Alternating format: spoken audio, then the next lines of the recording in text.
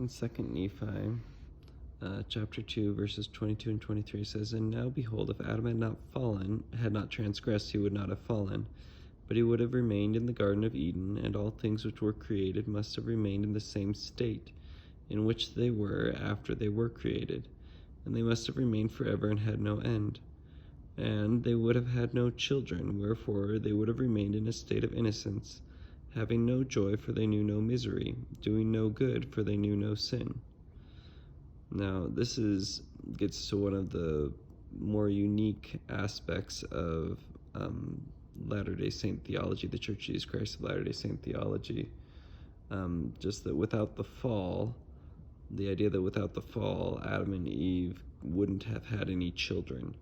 That by introducing death and sin, it introduced some sort of physical change in Adam and Eve, which makes sense. In order to have death, you have to stop being immortal, right? So there had to have been some sort of physical change, but that physical change also introduced the ability to have children, and that without death and sin, it's impossible to have joy and the creation of new life.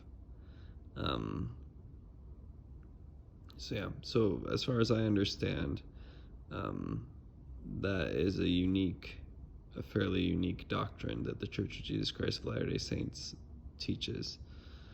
I think it's interesting to wonder about what that looks like in the eternities, after the earth is renewed and receives its celestial glory and people are living in heaven. Does that mean that we can't have physical children, but we could have spiritual children?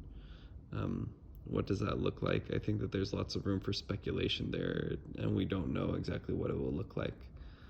But and I don't know exactly if I understand, why death is required to have children. But at least the reproductive process, as I understand it, you would need, your body does need to be able to grow and to kill off old cells and get new cells. So I don't know exactly what immortality looks like either, and how the bodies would be different. But yeah, in order to have new life, you need to be able to have death, and in order to have good, you need to have a contrast to good, so that you could be able to recognize the good, so that we would define the good, and that contrast to good would be sin.